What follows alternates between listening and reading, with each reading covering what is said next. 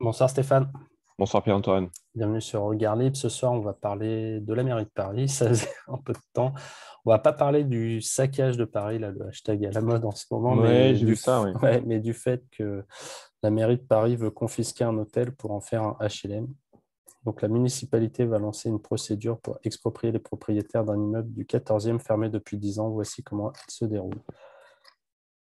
Donc les propriétaires sont menacés d'expropriation. La mairie de Paris devrait trancher dans ce sens lors du prochain conseil en juillet prochain, rapporte le Parisien. Si la municipalité obtient gain de cause, les propriétaires de cet établissement se verront confisquer leur immeuble. Concrètement, ils ne pourront ni le vendre, ni en faire donation, ni constituer d'hypothèque sur le bien. Mais avant cela, la mairie de Paris doit démontrer l'utilité publique de son projet et adresser son dossier au préfet. Au préfet. Ouais.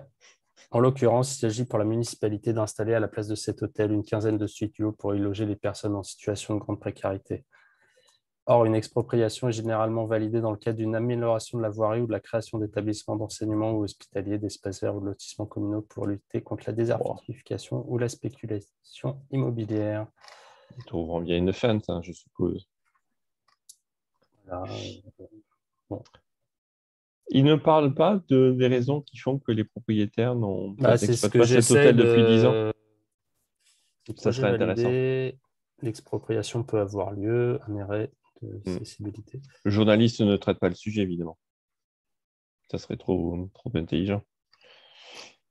Parce que Non, tu vois, on ne sait pas. Ce n'est ouais, pas dit pourquoi. c'est dommage. Ça serait intéressant parce que Oui, c'est un peu le cœur du truc. Enfin, on est à Paris, dans le 14e, j'ai pas les prix en tête, mais on doit quand même être à 8 ou 9 000 balles du mètre carré, quand ouais, même, a facile, priori, ouais, dans je Paris. pense. Ouais, ouais. On est dans ces eaux-là, un hôtel entier. On est sur un bâtiment qui coûte une fortune. C'est quoi? Ça s'exprime en millions, là. Ouais, ouais, facile, ouais, je Euh, pense de 10 millions au ouais, c'est moins. ça. Je serais allé sur ces chiffres-là.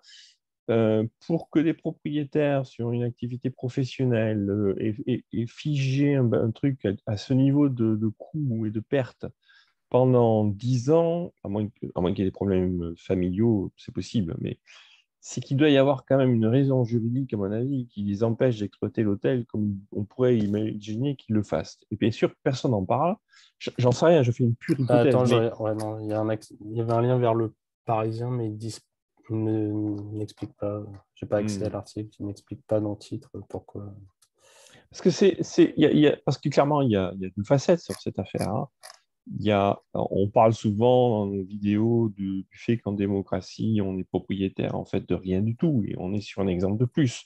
On Hmm. voit qu'encore une fois, un propriétaire légitime qui fait de mal à personne, parce que fermer son hôtel, je pense que ces gens-là, ils perdent de l'argent tous les jours.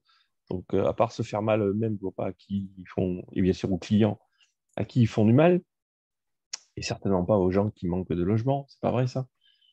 Euh, le simple fait de cela, tout d'un coup, on est sous la coupe de l'arbitraire de la mairie de Paris, alors que les gens sont en pleine propriété de droit, semble-t-il en tout cas. Donc, on n'est jamais encore une fois sur un exemple d'une propriété qui n'est pas respectée. Une activité économique pour un hôtel à Paris, on peut imaginer qu'il y a quand même un problème, parce que il ne doit pas y avoir beaucoup d'hôtels non exploités dans Paris, le marché touristique, à part récemment. Ouais. Et qu'est-ce qui permettrait à la mairie de Paris tout d'un coup de dire, ah, il y a un hôtel, ben voilà, je préempte et je m'en fais possession parce que vous comprenez, j'ai des élections et il me faut pouvoir avoir des logements sociaux. Mais de quel droit? De quel droit? Euh, c'est une preuve de plus, on en parle souvent, de la soviétisation française et notamment à Paris, très clairement. On peut dire d'autres. Ouais, non, là, je regardais pendant que J'ai bien vu, tu j'ai bien parlais, vu. je regardais sur le Parisien, sur d'autres, sur Boursorama, d'autres articles qui faisaient mention de ça, mais jamais ils n'expliquent Ouais, j'ai pas vu non ce plus. qui justifie, enfin, pourquoi cet hôtel en particulier. Tu vois, il y a quelque chose, quoi. Il doit y avoir. Tu peux imaginer, enfin, on peut tout imaginer. Il peut y avoir des imbroglios familiaux, mais il peut aussi avoir des imbroglios bureaucratiques, hein, du genre, ça peut être un bâtiment classé. d'un côté, et de l'autre côté, l'hôtel, pour pouvoir exploiter, a besoin de faire des travaux parce qu'il est voilà, et peut-être que les travaux sont incompatibles avec le classement de l'immeuble. Hein. Ouais. On peut imaginer des conneries dans ce type-là. Peu importe, peu importe. Euh, quoi qu'il en soit, en aucun cas de figure, il n'est légitime pour la mairie de Paris de venir saisir cet hôtel comme ça. Mais de quel droit? Pour qui se prennent ces gens? Ouais. Non, et bon, c'est vrai qu'on a peu d'éléments pour juger du dossier, mais c'est vrai que quand on lit même l'article, c'est assez. Encore une fois, c'est encore agaçant. On revient sur le sujet de la presse, mais C'est qui dit biaisé, c'est clairement biaisé. On te dit, euh, ah, il y a un méchant hôtel, il n'est pas exploité depuis 10 ans, c'est tout ce qu'on sait, c'est tout ce qu'on ouais, retiendra. Et donc, ça suffit, ça fait trop longtemps que vous n'exploitez pas. Au lieu de donner ces logements à des gens, à des nécessiteux, et qu'est-ce qu'on en sait qu'il n'y a pas des nécessiteux par ailleurs, quoi. Et donc, on est toujours dans l'utilitarisme, la fin justifie les moyens, ce genre de conneries. Donc, non, on ne peut pas approuver ça. Point. ouais. Bon, très bien. Bah, ouais, on n'a pas grand-chose à C'est pas ajouter. grave, c'est pas grave. C'est sur le principe, on est assez d'accord. On est d'accord. Ok. Ah, merci Stéphane. Je t'en prie.